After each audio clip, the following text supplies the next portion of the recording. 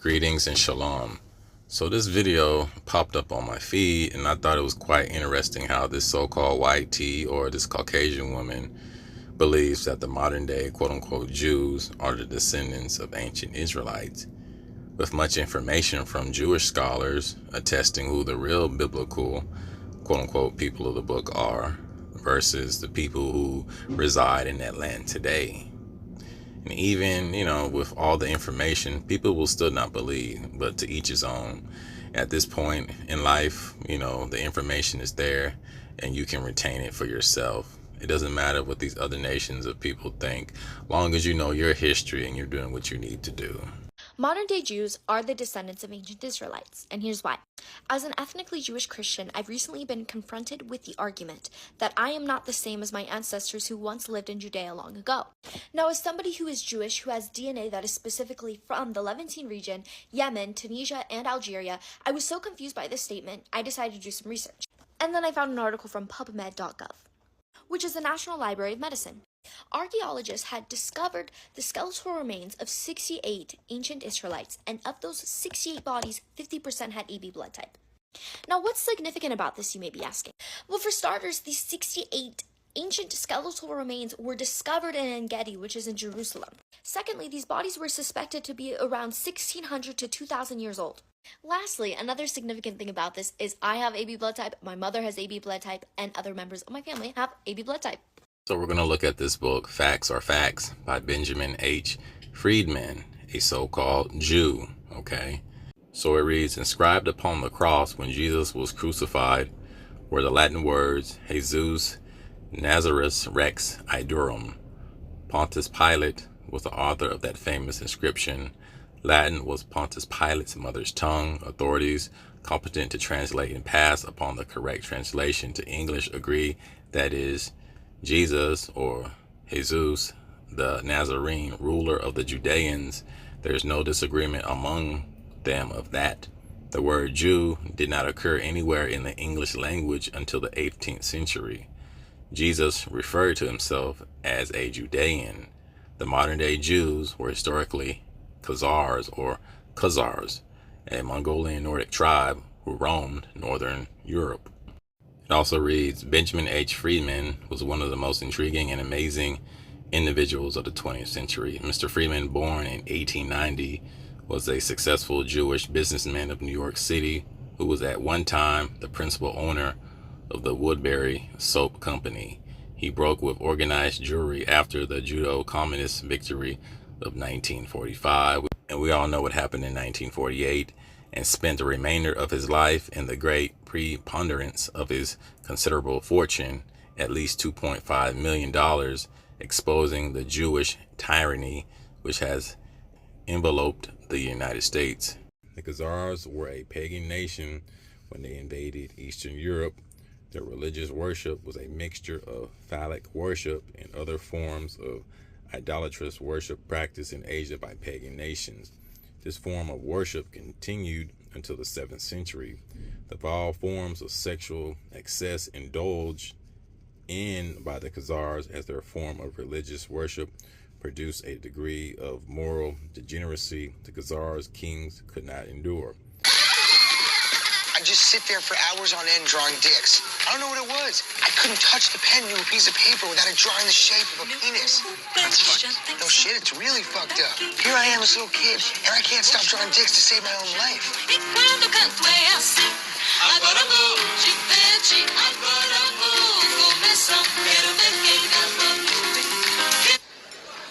All right, I don't see what this has to do with Becca. Just listen.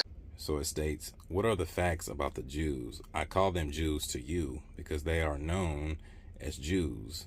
I don't call them Jews myself. I refer to them as so-called Jews because I know what they are. The Eastern European Jews, who form 92% of the world's population of those people who call themselves Jews, were originally Khazars. They were a warlike tribe who lived deep in the heart of Asia. And they were so warlike that even the Asiatics drove them out of Asia into Eastern Europe. They set up a large Khazar kingdom of 800,000 square miles. At the time, Russia did not exist, nor did many other European countries.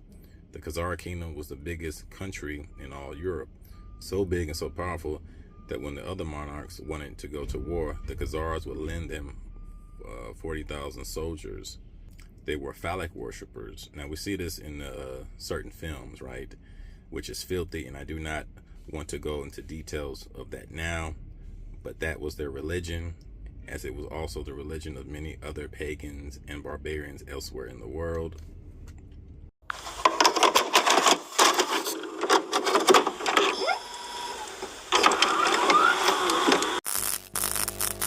This picture, truly one of the most unusual ever filmed, contains scenes which under no circumstances should be viewed by anyone with a heart condition or anyone who is easily upset. Right here, chapter 3, verse 41. And the merchants of the country, hearing the fame of them, who has the fame? The children of Yashar'el, Israel, took silver and gold very much with servants, and came into the camp to buy the children of Israel for slaves.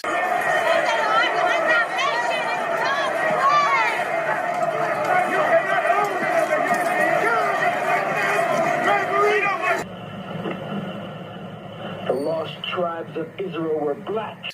Let me repeat that. And the merchants of the country, hearing the fame of them, took silver and gold very much with servants, and came into the camp to buy the children of Israel for slaves.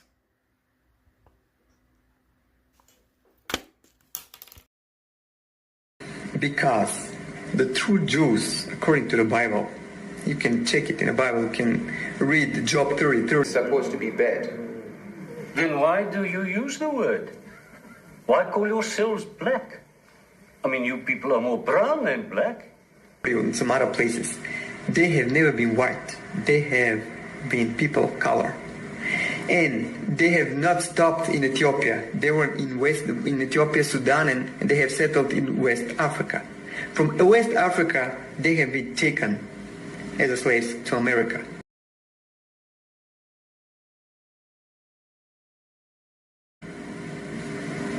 Brothers and sisters, blacks of America, it's you. You are the true Hebrews.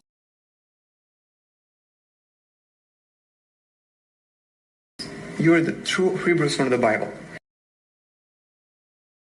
Because you've got to understand, the regal class of the house of Judah came down from Israel, and they came into the land of the black Africans.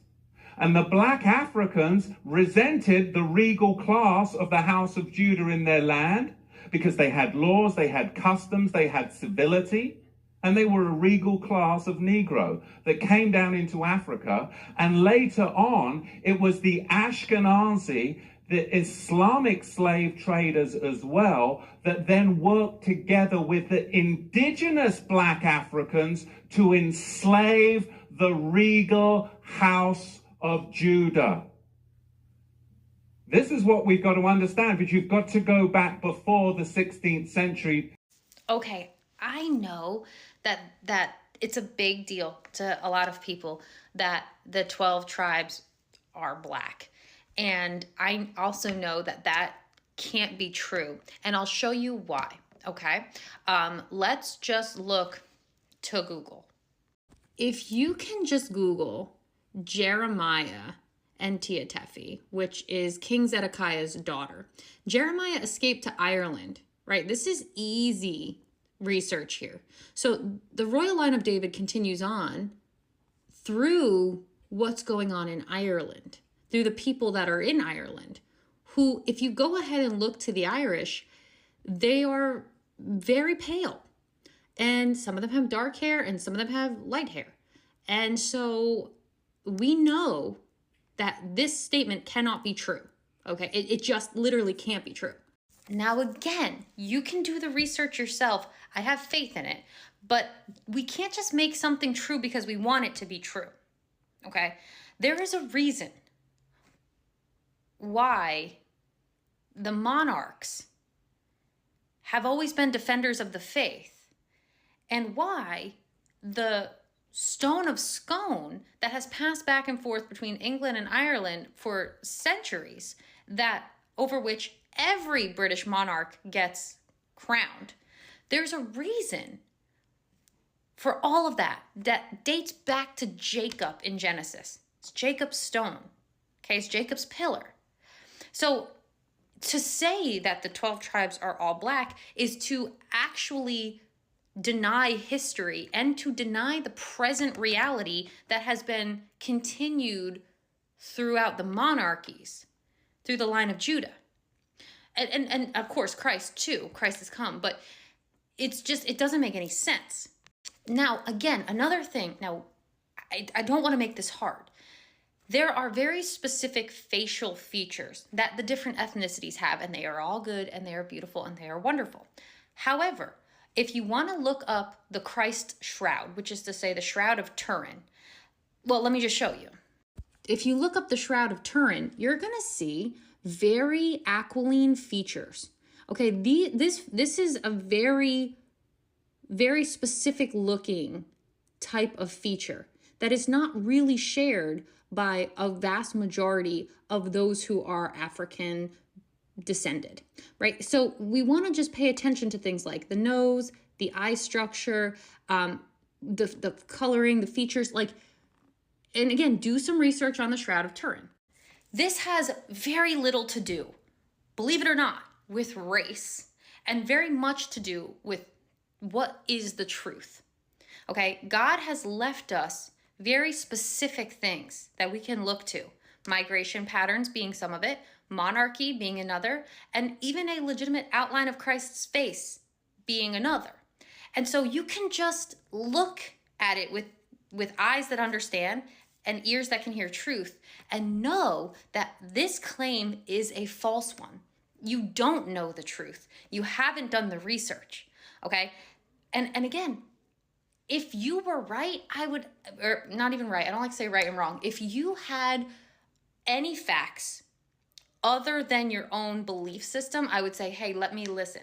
But based in history, based in theology, based in literal lineage and genetics, this claim is not a good one. So again, I implore everybody to do their own research on the 12 tribes of Israel and to not allow cognitive bias.